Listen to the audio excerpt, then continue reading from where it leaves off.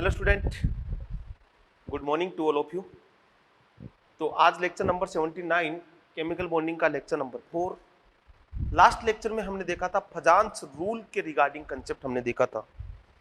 फजान्स rule में polarisation क्या होता है। पोलराइजेशन दो फैक्टर पे डिपेंड करता है, polarizing power of cation and polarizability of anion. Polarizing power of cation directly proportional to ionic potential, directly proportional to charge, inversely proportional to size. Polarizability directly proportional to charge and size के directly proportional। उनसे effect क्या हुआ, polarisation बढ़ेगा, covalent character बढ़ेंगे। उसके बाद मैंने बात की मेल्टिंग पॉइंट की। नेक्स्ट है एप्लीकेशन ऑफ फजान्स रूल में, दो पढ़ चुके हैं, आगे कंटिन्यू करते हैं। हमारा टॉपिक जो चल रहा है वो ये चल रहा था एप्लीकेशन ऑफ फजान्स रूल, और इसमें सबसे पहला कोवेलेंट कैरेक्टर, दूसरा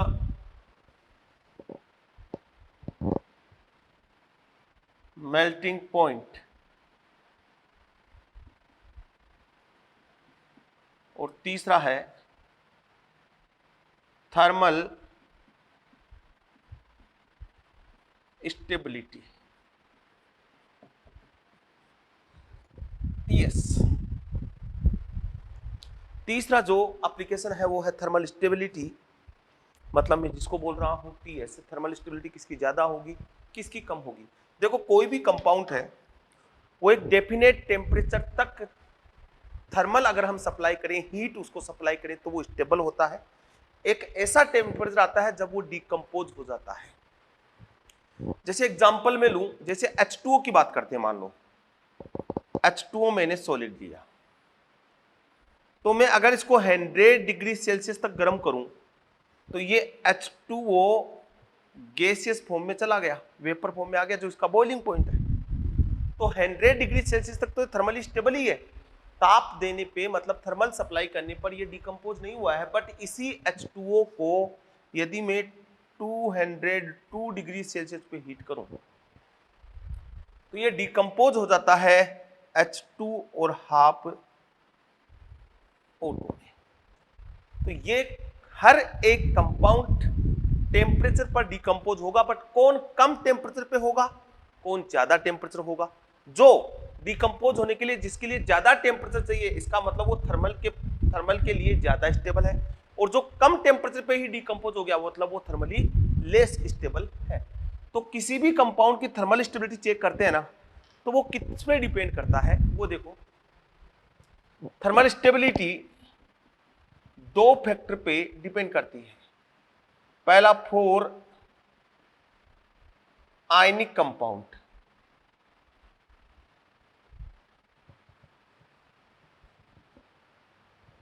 ठीक है, और दूसरी थर्मल स्टेबिलिटी साथ ही बता रहा हूं फॉर कोवेलेंट कंपाउंड।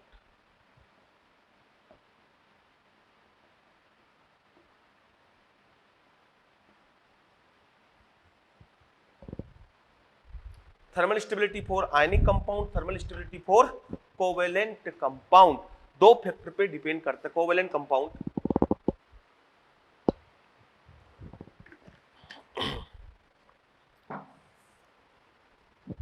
तो यदि कोवेलेंट कंपाउंड की थर्मल स्टेबिलिटी की बात करें तो यहां कोवेलेंट कंपाउंड की thermal stability is directly proportional to del En। Electron negativity difference बढ़ेगा तो थर्मल स्टेबिलिटी बढ़ेगी, क्योंकि इलेक्ट्रॉन नेगेटिविटी, देखो ionic compound thermally more stable than covalent compound. Ionic compound covalent compound की तुलना में थर्मली ज्यादा स्टेबल होते हैं आयनिक कंपाउंड, क्योंकि आयनिक बॉन्ड कोवेलेंट कंपाउंड के कंपैरिजन में स्ट्रॉन्ग बॉन्ड होता है। तो यहां मैं बोल रहा हूं कि thermal stability directly proportional two electron negativity difference. Electron negativity difference बढ़ेगा तो थर्मल स्टेबिलिटी बढ़ेगा। ये देखना है आपको इन पीरियड, ये कंसेप्ट कहां देखना है, पीरियड में ऐसे देखना है। दूसरा मैं बोलूं thermal stability is directly proportional, inversely proportional to size. एक साइज बढ़ेगी तो ओवरलैपिंग स्ट्रेंथ कम हो जाएगी, और यहां ये आपको देखना है इन ग्रुप। तो कोवेलेंट कंपाउंड की थर्मल स्टेबिलिटी तो इस कंसेप्ट से चेक करनी है। ठीक है, अभी बात कर लेते हैं thermal stability for ionic compound. Ionic compound के लिए थर्मल स्टेबिलिटी की बात करूं तो आयनिक कंपाउंड में थर्मल स्टेबिलिटी दो फैक्टर पे डिपेंड करती है कि lattice energy is directly proportional to thermal stability, और दूसरा thermal stability is inversely proportional to polarization, या फिर thermal stability inversely proportional to covalent character. Covalent character बढ़ेंगे तो थर्मल स्टेबिलिटी कम हो जाएगी, क्योंकि कंसेप्ट ये है कि आयनिक compound thermally more stable than covalent compound. Clear? यहां तक का कंसेप्ट क्लियर हो गया। अब देखो, अब यहां तो ये पीरियड में हम ये कंसेप्ट लगाएंगे, ग्रुप में ये कंसेप्ट लगाएंगे। अब यहां पोलराइजेशन तो कब देखेंगे और लैटिस एनर्जी कब देखेंगे, ये देखेंगे व्हेन एनाइन इज, ये देखेंगे when A9 is poly atomic. ये कब देखेंगे, जब एनाइन पॉली एटॉमिक हो। कैसे? लाइक पॉली एटॉमिक बात करें CO3 minus 2 HCO3 minus carbonate bicarbonate SO4 minus 2 sulphate ClO4 minus chlorate SO3 minus 2 sulphite NO3 minus 2 nitrate O2 minus 2 peroxide O2 minus OH minus, मतलब सब में poly atomic A9 है, एक से ज्यादा A9 है। उस कंडीशन में पोलराइजेशन बढ़ेगा तो थर्मल स्टेबिलिटी कम हो जाएगी। और लैटिस एनर्जी ये कब देखेंगे, when A9 is mono atomic. A9 mono atomic हो, जैसे हेलाइड हो गया, हाइड्राइड हो गया, ठीक है, ऑक्साइड हो गया, नाइट्राइड हो गया, कार्बाइड हो गया। इनके साथ हम monoatomic directly proportional to monoatomic lattice energy के डायरेक्टली प्रोपोर्शनल, पॉली एटॉमिक है तब आपको ये कंसेप्ट लगाना है। इससे आपको थर्मल स्टेबिलिटी का क्वेश्चन चेक करना है। तो पहला क्वेश्चन तो ये बन जाता है, arrange the following in decreasing order of thermal stability. जैसे मैं यहां केस लूं, जैसे question CH4 NH3 H2O HF covalent है, तो ये पहले कोवेलेंट की बात कर रहा हूं, इधर से इधर जा रहा हूं तो इलेक्ट्रॉन नेगेटिविटी डिफरेंस इंक्रीज हो रहा है, थर्मल स्टेबिलिटी इंक्रीज हो जाएगी। NH3 PH3 AH3 SBH3 और ये BiH3 ग्रुप में बात होगी, टॉप टू बॉटम गया तो साइज इंक्रीज हुई, थर्मल स्टेबिलिटी डिक्रीज हो गई। ऐसे बात करूं H2O HF NH3, ये तो आ गया ये वाला ही, H2O H2S H2SE H2TE, तो इधर से इधर जा रहा हूं तो size increase, thermal stability decrease. HF HCl HBr HI, इधर से इधर गया तो size increase, thermal stability decrease. ये तो बात हुई फॉर कोवेलेंट कंपाउंड का कंसेप्ट। तो कोवेलेंट कंपाउंड की थर्मल स्टेबिलिटी इससे चेक करते हैं। आयनिक कंपाउंड की थर्मल स्टेबिलिटी इससे चेक करनी है, मोनो एटॉमिक एनाइन है तो लैटिस एनर्जी के डायरेक्टली प्रोपोर्शनल बोलना है, और यदि पॉली एटॉमिक एनाइन है तो पोलराइजेशन के इनवर्सली प्रोपोर्शनल बोलना है। अब इस पे क्वेश्चंस हम करें तो देखें,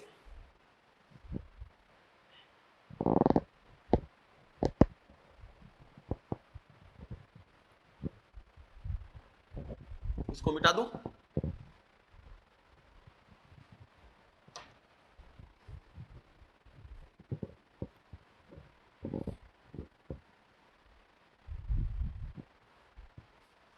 देखिए thermal stability arrange following compound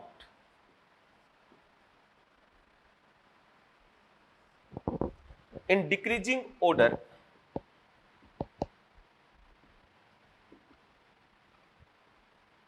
of thermal stability। Question लगाने हैं, लगा लोगे, कोई प्रॉब्लम नहीं, सिंपल सा कंसेप्ट है, कोई बहुत ज्यादा यहां प्रॉब्लम आनी नहीं चाहिए। जैसे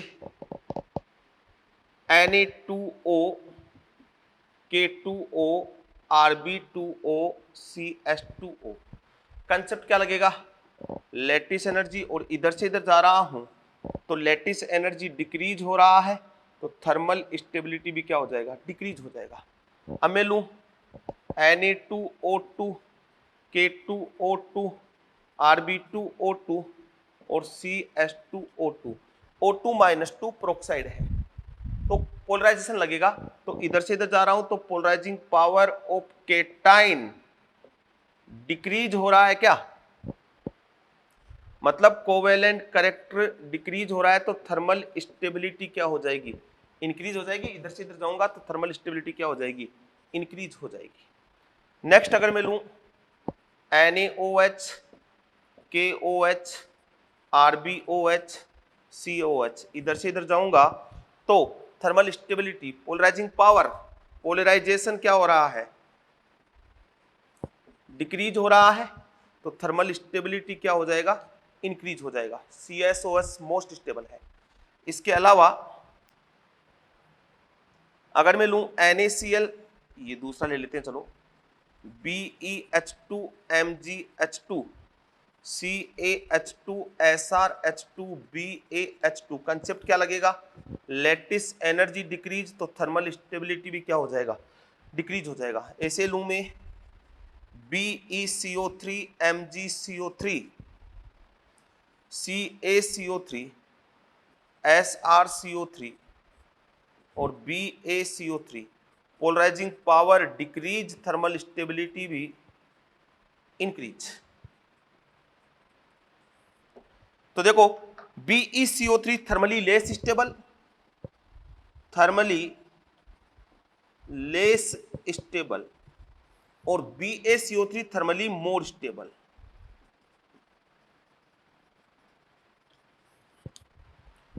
ठीक है, डिकम्पोज एट लो टेम्परेचर, ये लो टेम्परेचर पे डिकम्पोज हो जाएगा क्योंकि थर्मली लेस स्टेबल है। ये डिकम्पोज एट हाई टेम्परेचर। अब ओ ले लेता हूं, जैसे BeCO3 MgCO3 Li2CO3 Al2CO3 का होल ट्वाइस। तो कार्बोनेट है, पोलराइजिंग पावर की बात करें तो इनमें अगर मैं कोवेलेंट कैरेक्टर की बात करूं तो सबसे ज्यादा BeCO3 में, फिर Al2CO3 का होल थ्राइज, उसके बाद MgCO3 और Li2CO3, ये कोवेलेंट कैरेक्टर है। तो थर्मल स्टेबिलिटी ये वाली आ गई, मतलब इनमें से लिथियम सबसे ज्यादा थर्मली स्टेबल है, उसको डिकम्पोज करने के लिए ज्यादा टेम्परेचर देना पड़ेगा, सबसे कम टेम्परेचर बेरिलियम कार्बोनेट के लिए देना पड़ेगा। क्लियर, समझ में आ गए। ऐसे अगर मैं लूं ZnCO3 CdCO3 HgCO3, इधर से इधर जाता हूं तो पोलराइजेशन मतलब कोवेलेंट कैरेक्टर इंक्रीज होते हैं ना, तो थर्मल स्टेबिलिटी क्या हो जाएगी, डिक्रीज हो जाएगी। मतलब वही कंसेप्ट लगाना है जो वहां हमने लगाया है, उसी कंसेप्ट से हमें चेक करना है।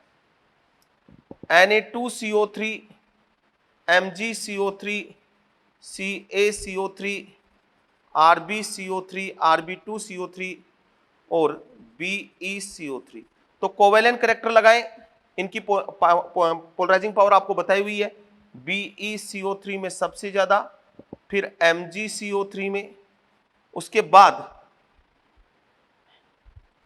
CaCO3 में, Na2CO3 में और Rb2CO3 में। तो थर्मल स्टेबिलिटी ये वाला ऑर्डर आएगा। क्लियर है, ठीक है। तो ये थर्मल स्टेबिलिटी कैसे चेक करते हैं, आपको पॉलीएटॉमिक एनाइन का कैसे चेक करना है वो मैंने बोला है। जैसे मैंने बोला NaCl, KCl, RbCl, CCl, इधर से इधर गया, कोवेलेंट कैरेक्टर डिक्रीज हुआ, थर्मल स्टेबिलिटी क्या हो गया, इंक्रीज हो गया। ऐसे अगर मैं बात करूं NaF, NaCl, NaBr, NaI, polyatomic A9 है, इधर से इधर जाता हूं तो सॉरी ओके गड़बड़ हो गया। यहाँ पे लैटिस एनर्जी देखना है, लैटिस एनर्जी डिक्रीज हुआ तो थर्मल स्टेबिलिटी डिक्रीज हो गया, क्योंकि मोनोएटॉमिक एनाइन है। यहाँ पे भी लैटिस एनर्जी डिक्रीज हुआ है, थर्मल स्टेबिलिटी क्या हो गया, डिक्रीज हो गया। क्लियर? तो कहाँ क्या देखना है वो चीज समझ में आ गई होगी। अब इनके बाद हम बात करेंगे पॉलीएटॉमिक एनाइन ओ ले लेता हूं, इसमें पॉलीएटॉमिक एनाइन ये भी आ सकता है I3 माइनस, ये भी पॉलीएटॉमिक एनाइन है। जैसे लूं मैं KI3,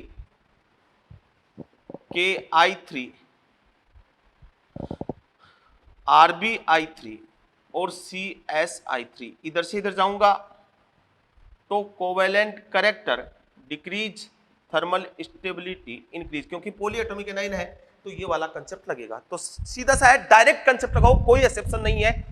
पॉलीएटॉमिक एनाइन है तो कोवेलेंट कैरेक्टर का कंसेप्ट लगाना है, और अगर मोनोएटॉमिक एनाइन है तो लैटिस एनर्जी लगानी है। सारे क्वेश्चन सोल्व होंगे, सिंपल क्वेश्चन नहीं अटकना। और कोवेलेंट कैरेक्टर कैसे निकाला जाता है, वो पोलराइजेशन पावर से या पोलराइजेबिलिटी से निकाला जाता है, वो ऑर्डर में आपको ऑलरेडी पीछे बता चुका हूं।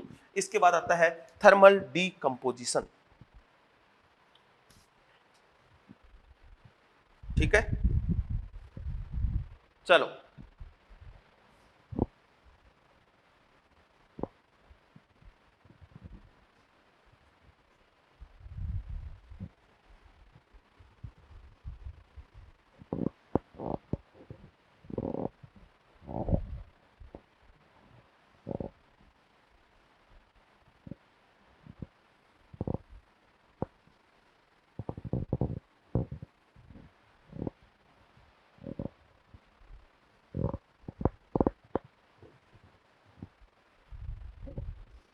नेक्स्ट कंसेप्ट आता है अपने पास thermal decomposition.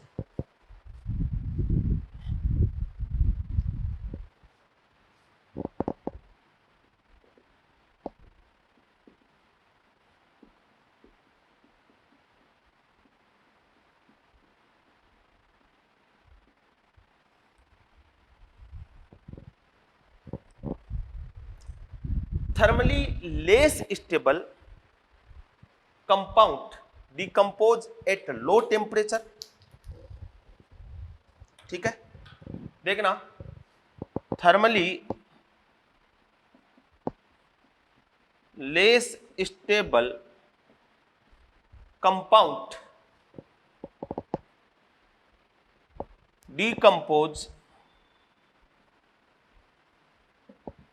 at low temperature while thermally stable compound decomposed at high temperature। जो लेस स्टेबल है वो लो टेम्परेचर पे डिकम्पोज हो जाएगा, जो हाई स्टेबल है थर्मली वो हाई टेम्परेचर पे डिकम्पोज होगा। अब इसमें मैं बोल दूं, सबसे पहले हम बात करेंगे thermal decomposition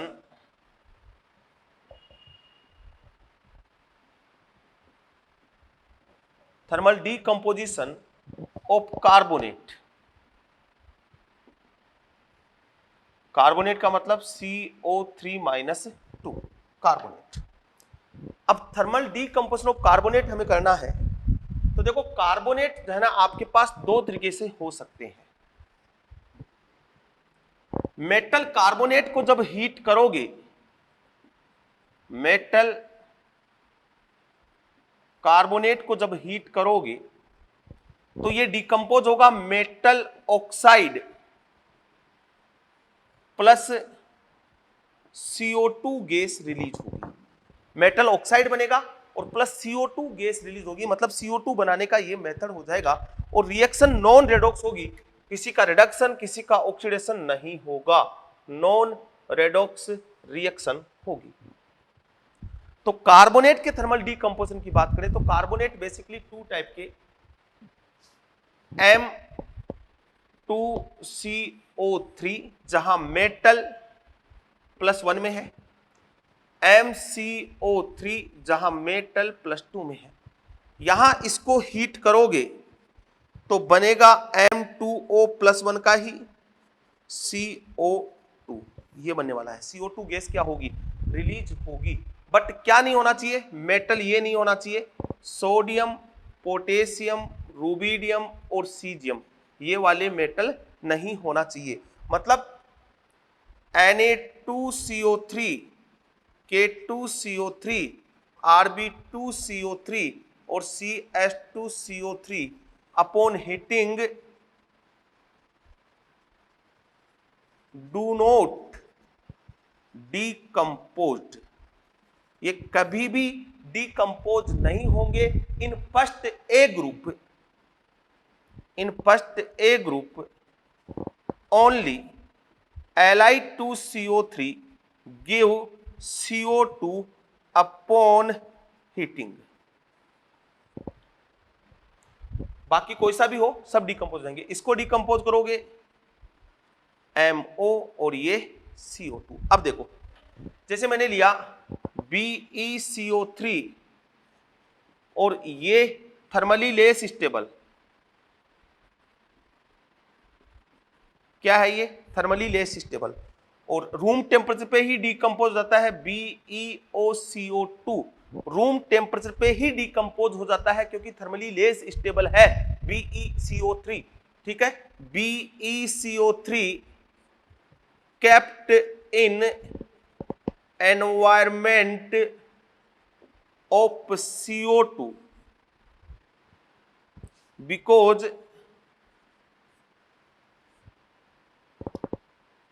it is thermally less stable and decompose in CO2 plus BeO for prevent this decomposition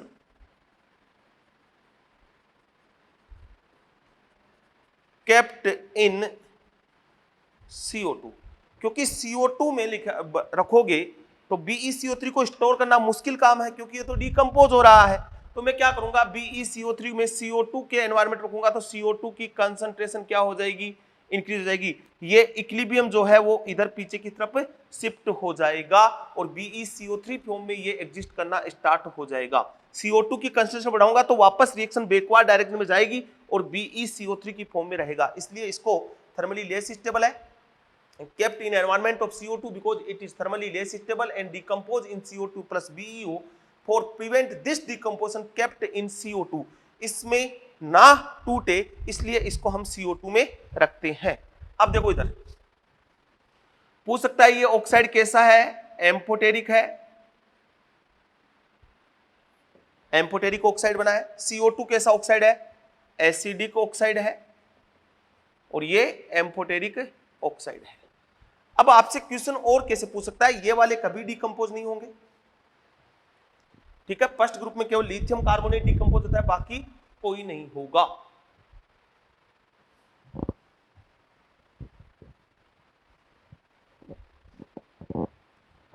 rate of decomposition is inversely proportional to thermal stability. जितना ज्यादा थर्मली स्टेबल है उसका डिकंपोज होने का रेट उतना ही स्लो है, या फिर मैं ये बोल दूं temperature of decomposition is inversely proportional to thermally stable. ये थर्मली स्टेबिलिटी के इनवर्सली प्रोपोर्शनल है। देखे, देखो क्वेश्चंस कैसे बनते हैं यहां से।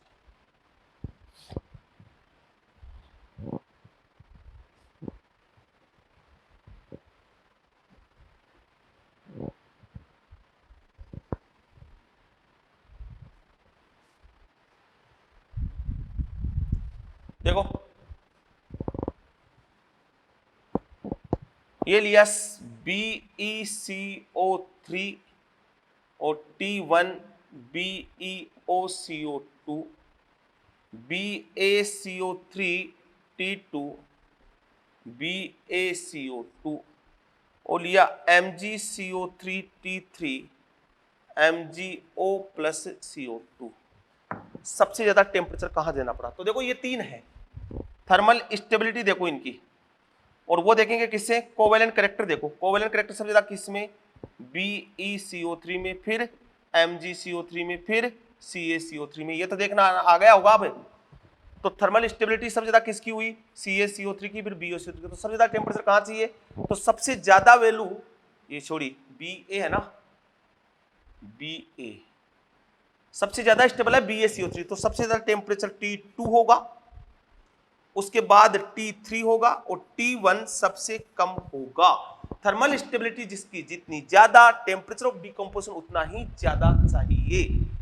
ठीक है, ऐसे अगर मैं बहुत बात करूं Li2CO3 और ये R1 rate, Li2O plus CO2 MgCO3 R2 MgO plus CO2, तो R1 फास्ट हो गया R2, तो R2 much greater than R1। इस रिएक्शन की रेट फास्ट होगी क्योंकि थर्मली लेस स्टेबल, थर्मल स्टेबिलिटी का ऑर्डर है MgCO3 मोर लेस स्टेबल है कंपेरेटिव टू Li2CO3। तो डिकम्पोजिशन का रेट क्या होगा? R2 थर्मल स्टेबिलिटी, ये सॉरी थर्मल स्टेबिलिटी का ऑर्डर होगा Li2CO3 मोर थर्मली स्टेबल देन वो, तो R2 फास्ट होगी, R1 स्लो होगी। क्लियर? ये मतलब है रेट। ऐसे क्वेश्चन बनते हैं। ठीक है, अब यहां से मिटाऊं,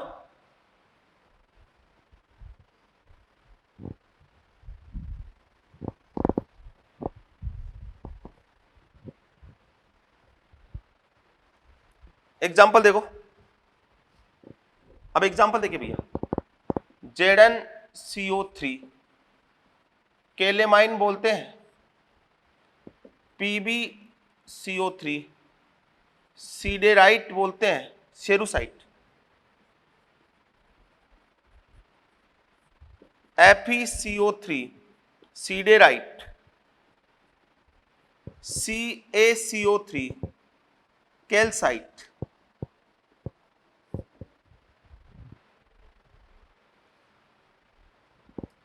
MgCO3 मैग्नेसाइट। ठीक है, CaCO3 डॉट MgCO3 इसको डोलेमाइट, CuCO3 डॉट CuOH का होल ट्वाइस मेलेकाइट। ये बनता कब है? जब कॉपर एयर और मॉइस्ट एयर में रख देते हैं तब ये बन जाता है, ग्रीन कलर का होता है। 2CuCO3 डॉट CuOH का होल ट्वाइस एजुराइट ब्लू कलर का होता है। ठीक है, इनको हीट करेंगे तो कहां क्या बनेगा? देखो इसको हीट करो तो क्या बनेगा? ZnO plus CO2। इसको हीट करोगे तो क्या बनेगा? PbO plus CO2। इसको हीट करोगे तो क्या बनेगा? FeO plus CO2। CaCO3 को हीट करोगे कैल्साइट या लाइमस्टोन तो CaO प्लस CO2 और ये बन गया लाइम। MgCO3 को हीट करोगे तो क्या बन जाएगा? MgO plus CO2। इसको हीट करोगे तो CaO plus MgO plus 2CO2। MOH का होल ट्वाइस है, इसको हीट करते हो ना तो बनता है MO प्लस H2O। तो ये तो जब ये टूटेगा तब तो ये तो जाएगा CuO प्लस CO2 में, और ये टूटेगा तब जाएगा CuO प्लस H2O में। इनको बोलते हैं बेसिक कार्बोनेट। ये है बेसिक कार्बोनेट। ये टर्म्स ध्यान रखें, ये सारा एस ब्लॉक का पार्ट है। इसको हीट करोगे तो भी यही बनने वाला है 2CuO CO2 plus H2 Ag2CO3 heat करोगे बनेगा Ag2O प्लस CO2 और Ag2O तुरंत रैपिडली, ठीक है, Ag प्लस हाफ O2 में चला जाता है, थर्मली लेस स्टेबल होता है। और ये मैं बोल रहा हूं Ag2O and HgO thermally less stable, thermally less stable oxide. तो ये जब भी Ag2O बना है हीट करने पे तो ये तुरंत किस में जाएगा, Ag प्लस हाफ O2 में। तो इसको डायरेक्ट हीट करोगे ना तो ये बनने वाला है CO2 Ag plus half O2। ऐसे ही HgCO3 को हीट करोगे तो HgO प्लस CO2 बना और ये HgO तुरंत टूट जाएगा Hg प्लस हाफ O2 में, क्योंकि ये दोनों थर्मली क्या होते हैं, लेस स्टेबल होते हैं। ये मैंने बात की थर्मल स्टेबिलिटी ऑफ कार्बोनेट, ठीक है। Next,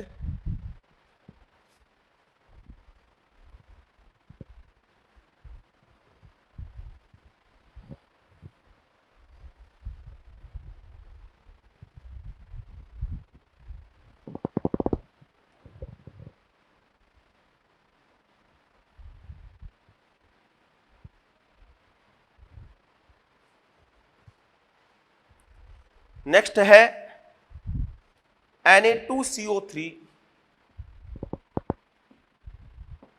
dot 10H2O, washing soda इसको बोलते हैं। इसको हीट करोगे तो ये Na2CO3 में आ जाएगा, नार्टोन बोलते हैं इसको। 10H2O क्या हो गया, बाहर हो गया। आगे और हीट करोगे तो do not decomposed only melt.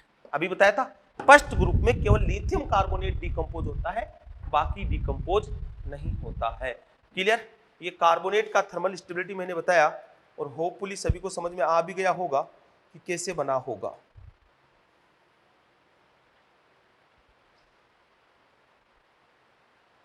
ठीक है, अब बात करते हैं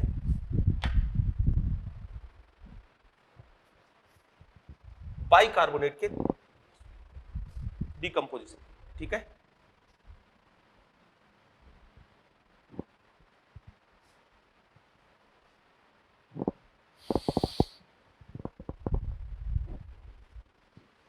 तो नेक्स्ट है thermal decomposition of bicarbonate.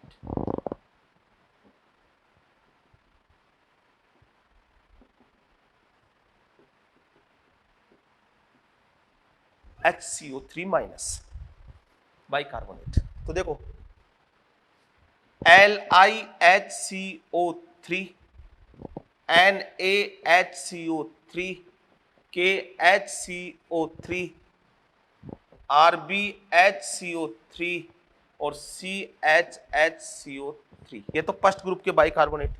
Second group के हो गया BeHCO3 का होल ट्वाइज, MgHCO3 का होल ट्वाइज, CaHCO3 का होल ट्वाइज, SrHCO3 का होल ट्वाइज और BaHCO3 का होल ट्वाइज। ठीक है, इसमें ये वाले जो बाइकार्बोनेट है ना, ये वाले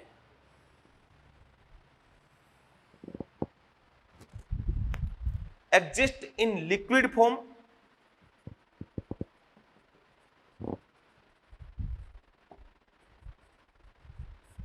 फर्स्ट ग्रुप का लिथियम बाइकार्बोनेट और सेकंड ग्रुप के सभी बाइकार्बोनेट, और एग्जिस्ट इन सॉल्यूशन। ये तो बात हुई इनके लिए। और ये वाले जो है ना,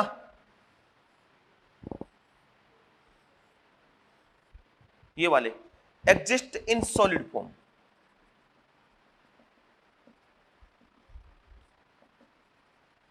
ये किस फॉर्म में एग्जिस्ट करते हैं, सॉलिड फॉर्म में एग्जिस्ट करते हैं। सोडियम बाइकार्बोनेट, पोटेशियम, ये वाले देखो पॉलीमर और ये वाले डाइमर। ये पॉलीमर बनाता है, पॉलीमर बाई हाइड्रोजन बॉन्डिंग। किससे बनाता है? Hydrogen bonding. बात करेंगे इसकी आगे। अभी तो जब कंसेप्ट देखो, कनेक्ट करना है सब्जेक्ट को, जितना कनेक्ट करोगे क्वेश्चन उतने ही वे में अप्रोच होंगे। आप अलग अलग टॉपिक वाइज पढ़ोगे तो क्वेश्चन एग्जाम में नहीं होंगे। यहाँ टॉपिक में ना मार्क्स आ सकते हैं, एग्जाम में जब तक पूरा कनेक्ट नहीं होगा एक क्वेश्चन नहीं बन पाएंगे, नहीं लगेंगे। डाइमर, ये डाइमर भी बाई एच बॉन्डिंग, मतलब हाइड्रोजन बॉन्डिंग से के कारण ही डाइमर बनाता है। तो ये लिक्विड फॉर्म में और ये वाला। अब दूसरा और bicarbonate thermally less stable then carbonate. Bicarbonate thermally less stable होते हैं कंपेरेटिव टू कार्बोनेट। ध्यान रखेंगे इस पॉइंट का, ये इंपॉर्टेंट पॉइंट है। Bicarbonate thermally less stable then carbonate.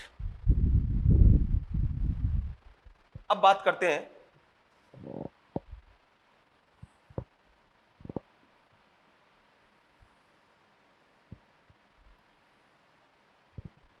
देखो, मेटल बाई कार्बोनेट हीट करो तो बनेगा carbonate, metal carbonate plus CO2 plus H2O।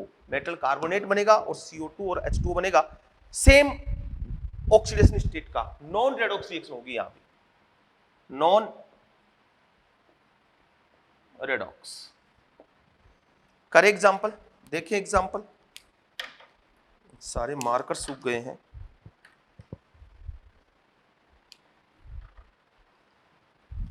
तू आजा, तेरी बारी नहीं है। देखो कैसे, जैसे मैंने लिया LiHCO3 और हीट किया तो क्या बनेगा? Li2CO3 plus CO2 plus H2O। मान लो यहां T1 दिया, अब T2 दे दो तो ये बन जाएगा Li2O प्लस CO2 में। तो T2 is greater than T1, मतलब कार्बोनेट को डिकम्पोज करने के लिए टेम्परेचर ज्यादा देना पड़ा है बाइकार्बोनेट से, इसलिए ज्यादा थर्मली स्टेबल कौन हुआ? कार्बोनेट ज्यादा हुआ। तो बाइकार्बोनेट थर्मली लेस स्टेबल हो गया ना देन कार्बोनेट। तो ये बन जाएगा। अगर टेम्परेचर आपने अलग देना पड़ेगा, अगर नहीं दिया तो यही रिएक्शन रुक जाएगी। अब अगर मैं बात करूं NaHCO3 और ये हीट, तो बनेगा Na2CO3 plus CO2 plus H2O। इसके 2 मोल हीट कर जाएंगे भैया।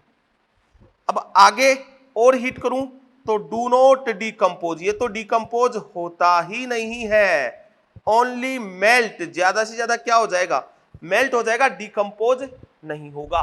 तो किसी भी बाइकार्बोनेट को हीट करोगे तो CO2 बाहर आने वाली है। और कौन ज्यादा थर्मली स्टेबल है, कौन लेस थर्मली स्टेबल है, वो मैंने आपको बताया है। जैसे मैं लूं BeHCO3 का होल ट्वाइज और ये हीट क्या बनने वाला है भैया? BeCO3 plus CO2 plus H2O, इसको बोला T1। दूसरा मैंने लिया CaHCO3 का होल ट्वाइज कैल्शियम बाइकार्बोनेट, इसको हीट किया, इसको बोला T2। क्या बनेगा? CaCO3 plus CO2 H2O। अब ये इस टेम्परेचर पे बाइकार्बोनेट जिस टेम्परेचर पे डिकम्पोज होता है वहां कार्बोनेट डिकम्पोज नहीं होता है।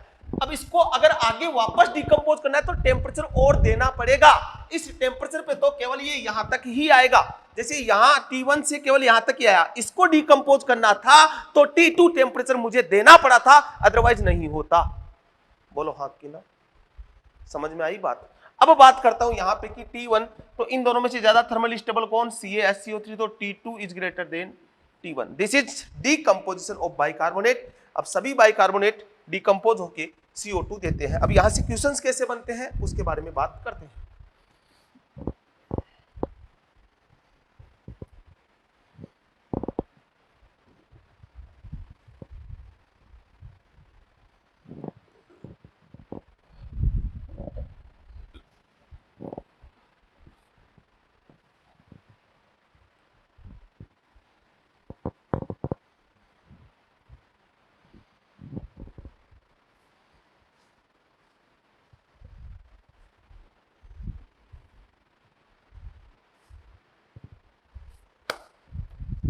नेक्स्ट देखिए, देखो,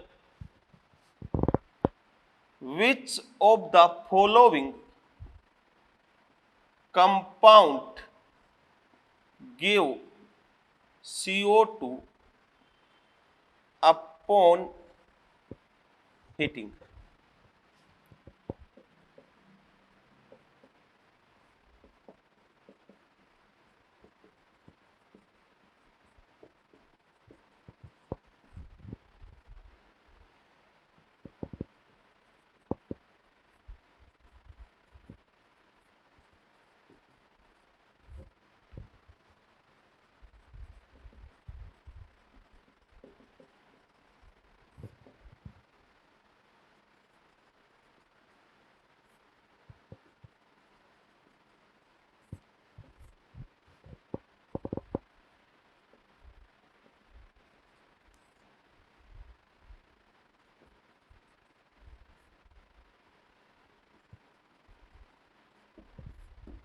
ये लो, कौन से देंगे? देगा? ये वाला नहीं देगा, नहीं देगा, दे देगा, दे देगा, दिस ये बीटा कीटो एसिड, इसको हीट करते हो तो ये CO2 बाहर आ जाती है, CH3COCH3CO2 बनता है।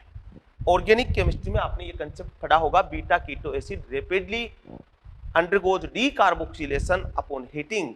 Rb2CO3 नहीं देगा, NaHCO3 देगा, CuCO3 ये देगा, KHCO3 देगा, ये वाला देगा।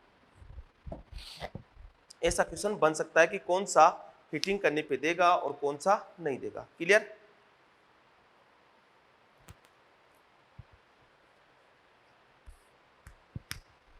Next,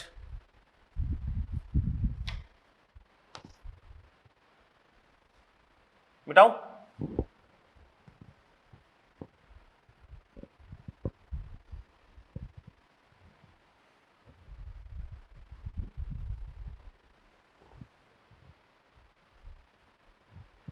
heating effect of sulphate या thermal decomposition of sulfate।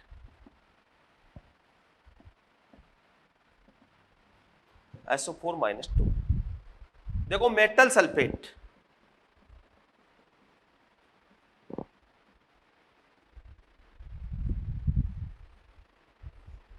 Metal ये नहीं होनी चाहिए,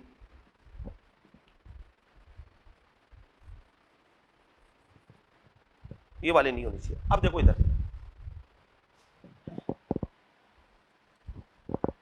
Li plus Na plus K plus Rb plus CS plus, इनके जो है ना, इनके कार्बोनेट, इनके सल्फेट और इनके hydroxide, sodium, potassium, rubidium, caesium के कार्बोनेट, सल्फेट, हाइड्रोक्साइड, ये वाले नेवर डीकंपोज्ड अपॉन हीटिंग।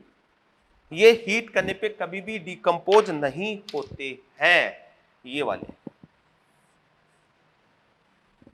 कभी भी नहीं होती है डीकंपोज। ध्यान रखना, एक साथ मैंने बता दिया है, सोडियम, पोटेशियम, रुबिडियम, सीजियम के carbonate, sodium, potassium, rubidium, caesium के sulphate, sodium, potassium, rubidium, caesium के हाइड्रोक्साइड गर्म करने पे नहीं टूटेंगे। नखरे नहीं आ रहे हैं, बोलेंगे नहीं टूटेंगे, जितना चाहे गर्म कर लो, नहीं टूटेंगे तो नहीं टूटेंगे भैया, अगले की मर्जी है, क्योंकि थर्मली हाई स्टेबल है।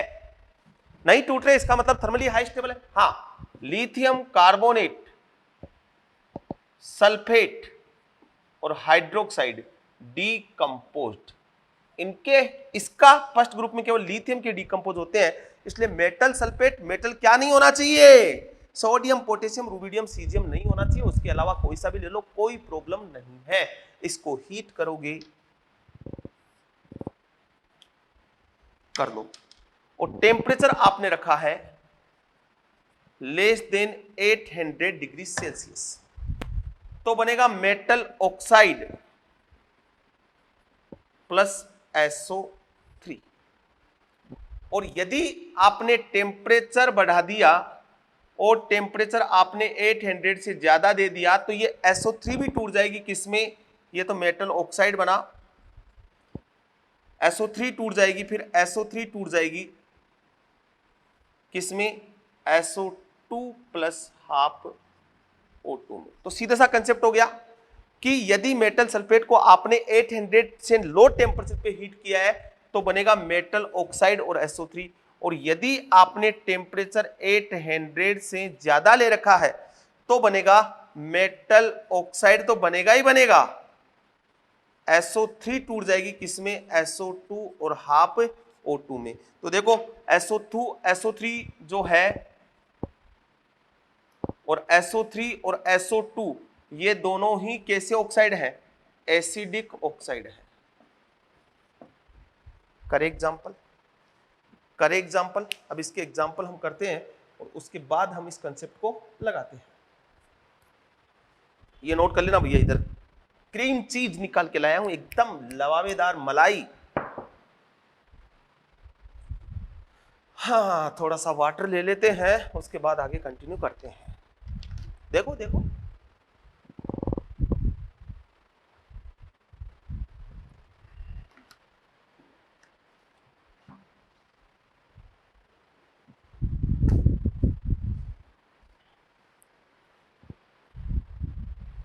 ठीक है, मिटाई।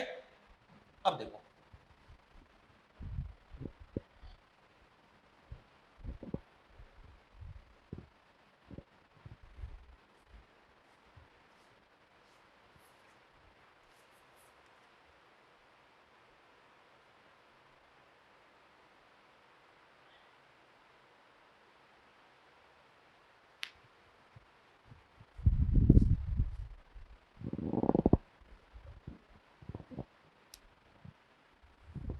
एग्जाम्पल से बात करते हैं। कलरफुल बहुत हो गया, ब्लैक कलर, सदाबहार कलर, उसी को यूज में लेते हैं। कैसे हैं आप लोग? सब बढ़िया है? समझ में आ रहा होगा? आ रहा होगा यार, इतनी मैं इधर जान लगा रहा हूँ, थोड़ा आप भी एफर्ट लगाएं, क्योंकि मेरा सब्जेक्ट का लेवल थोड़ा सा एकदम जीरो से, समझ रहे हो ना क्या कह रहा हूँ? क्वेश्चन अटकेगा नहीं आपका अगर आप ढंग से मेरा लेक्चर अटेंड करते हो। देखो इधर, MgSO4.7H2O, FeSO4.7H2O, ZnSO4.7H2O, CuSO4.5H2O, CaSO4.2H2O। जानते हो क्या इनको? इनके सबके नाम जानते हो क्या?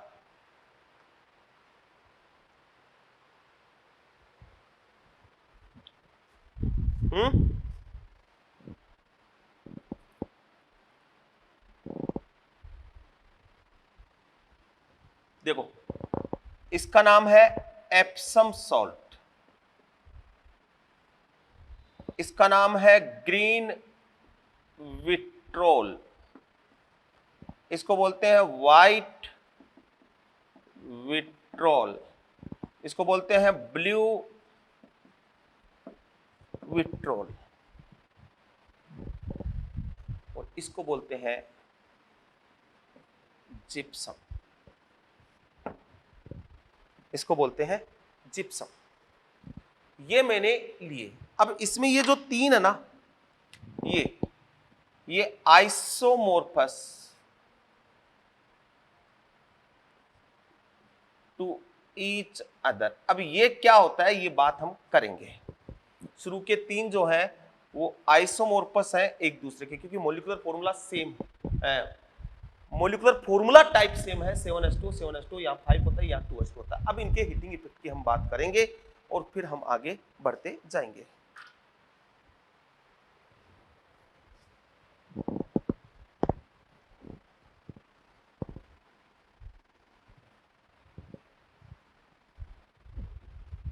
ठीक है, देखो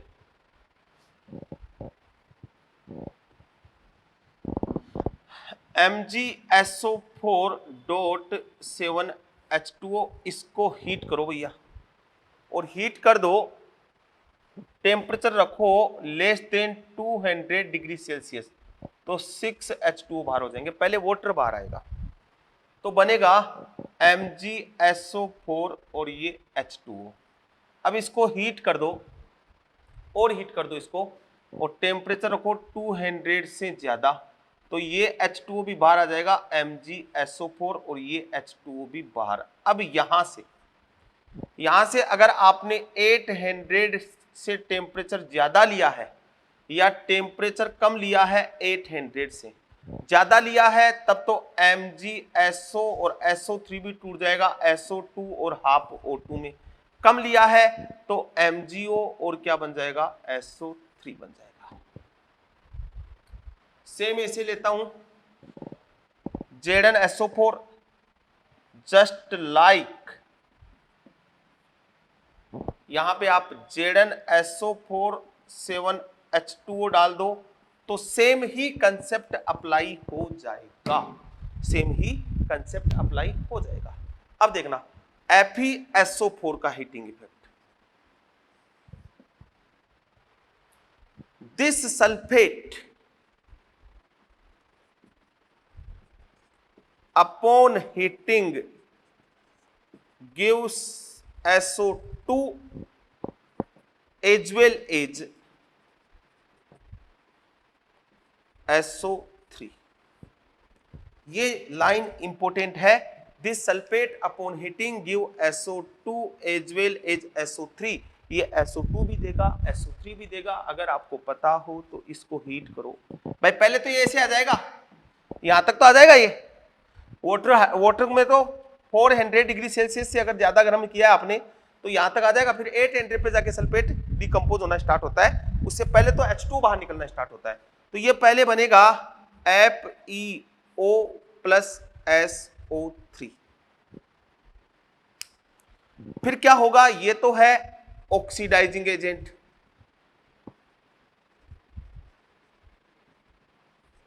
और ये है रिड्यूसिंग एजेंट। तो ये तो चला जाएगा, इसको ऑक्सीडाइज कर देगा Fe2O3 में, और ये चला जाएगा SO2 में। तो एक्चुअली में ओवरऑल रिएक्शन हुई क्या, यहां रेडॉक्स रिएक्शन हो गई आगे भाई। ये +2 में था, +2 से कहां आ गया, ये +3 में आएगा। सल्फर +6 में था, यहां किस में आ गया, +4 में रेडॉक्स रिएक्शन हो गई। तो देखो ये कितने इलेक्ट्रॉन दे रहा है इसको, +6 से कहां आ रहा है, +2 में, मतलब इसको कितने इलेक्ट्रॉन दे रहा है, 2 इलेक्ट्रॉन। और ये +1 से कहां आ रहा है, +3 में, मतलब +1 से कहां आ रहा है ये, सॉरी +2 से कहां आ रहा है, +3 में। तो एक SO3 2 इलेक्ट्रॉन देगा, एक SO3 2 इलेक्ट्रॉन देगा। उधर FeO है एक ही, उसको चाहिए 1 इलेक्ट्रॉन, तो 2 SO3 4 इलेक्ट्रॉन देंगे। समझ में आ रही बात। तो SO3 रिमेनिंग बच जाएगा, मतलब ये बोलूं कि 2 FeSO4 और हीट किया तो बना Fe2O3 SO2 plus SO3। Balance हो गई रिएक्शन, 2 सल्फर, ऑक्सीजन कितने 8 3 2 5 और 3 8, आयरन कितने 2 2 2। ये SO3 क्या है, रिमेनिंग।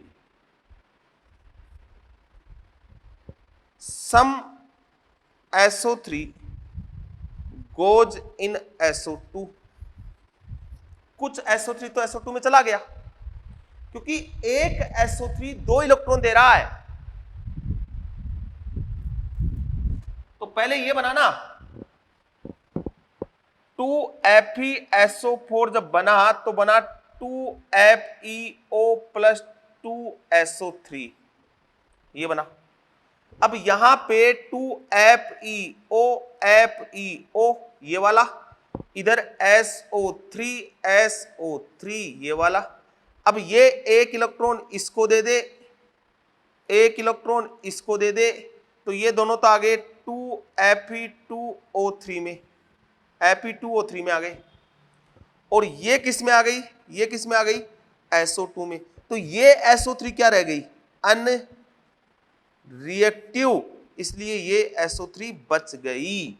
इसलिए मैं बोल रहा हूं कि ये वाला SO2 और SO3 दोनों देता है और बाकी सबका हीटिंग इफेक्ट सेम लगेगा। मिटाऊं?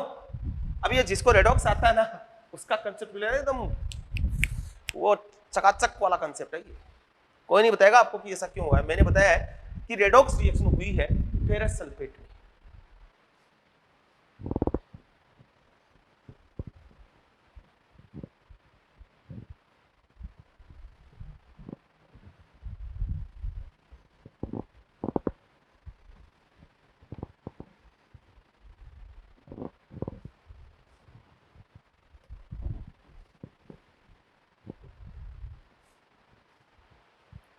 ठीक है, नेक्स्ट है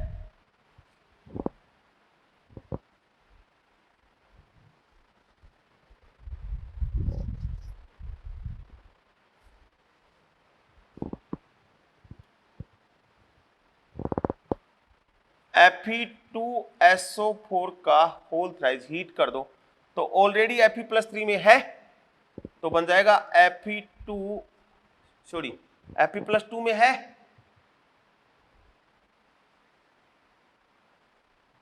तो यहां डायरेक्ट ही बन जाएगा Fe2O3SO3। अगर टेम्परेचर आपने 800 से ज्यादा लिया है तो Fe2O3SO2 हाफ O2 में जाएगा। ठीक है, SnSO4 हीट किया तो यहां पे 2SnOSO3 ये भी रेडॉक्स हुई है, ये भी रेडॉक्स रिएक्शन हुई है। कैसे हुई है रेडॉक्स रिएक्शन भैया? रेडॉक्स रिएक्शन कैसे हुई? देखो यहां बना SnO, ये SnO2 हो जाएगा भैया, SnO प्लस SO3 ये रिड्यूसिंग एजेंट, ये ऑक्सीडाइजिंग एजेंट, ये तो जाएगा SnO2 में तो 2 इलेक्ट्रॉन एक्सेप्ट कर लिए और ये चला जाएगा SO2 में, ये 2 दे देगा तो रेडॉक्स तो हुई है SO2। In case of SnSO4 no SO3, SO3 नहीं आती है यहां पे, रेडॉक्स हुई है। ठीक है, अब इसके बाद एक इंपॉर्टेंट क्वेश्चन की बात करेंगे और फिर आगे हम बढ़ने वाले हैं।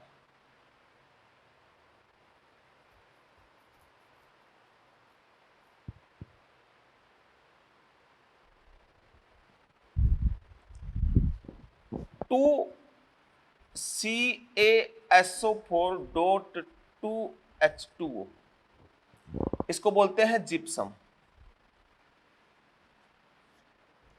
इसको बोलते हैं जिप्सम, ये जिप्सम का फॉर्मूला है। इसको क्या मैं ऐसे लिख सकता हूं 2CaSO4 4H2O? क्या मैं इसको ऐसे लिख सकता हूं CaSO4.2H2O? इसको हीट किया मैंने 393 केल्विन पे तो H2O 3H2O बाहर होगा। भाई यहां इस और इसमें लिखूं तो मान लो 3H2O बाहर हुआ, वहां मान लो मतलब 4 में से 3 चले गए तो 2 में से कितने जाएंगे?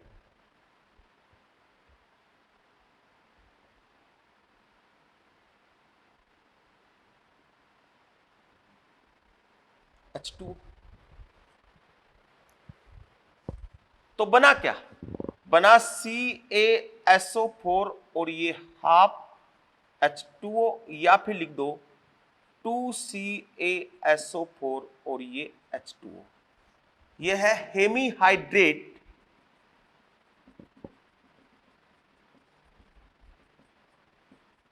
Of calcium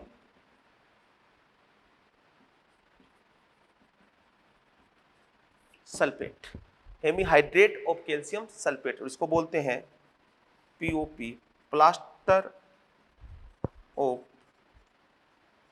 Paris.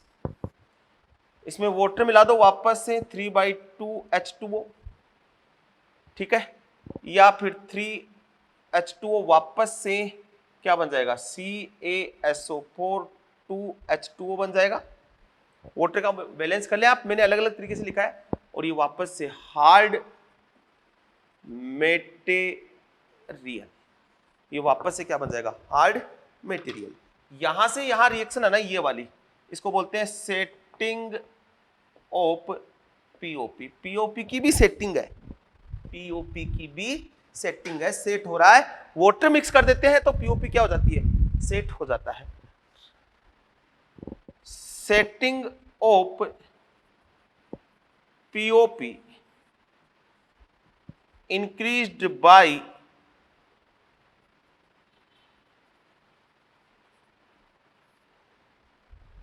mixing of NaCl।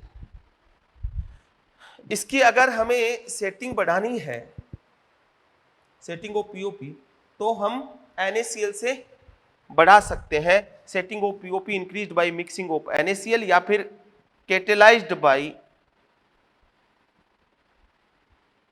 NaCl and inhibit by borax और एलम एंड एलम। इससे हम इनहिबिट कर सकते हैं। मतलब हम चाहते हैं कि स्लो सेट हो पीओपी, एकदम से सेट ना हो, टाइम ले सेट होने में। तो सेट होने के लिए टाइम मिलाना है तो उसमें बोरेक्स या एलम मिलाओ, और हम चाहते हैं कि तुरंत सेट हो जाए तो उसमें NaCl मिलाओ।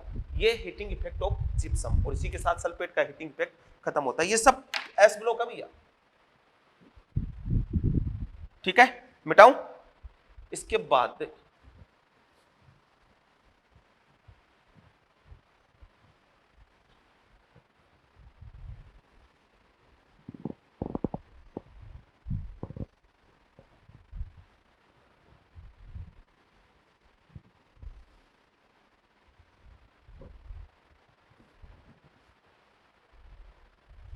ठीक है, बाकी देखते हैं हम नेक्स्ट लेक्चर में, ठीक है।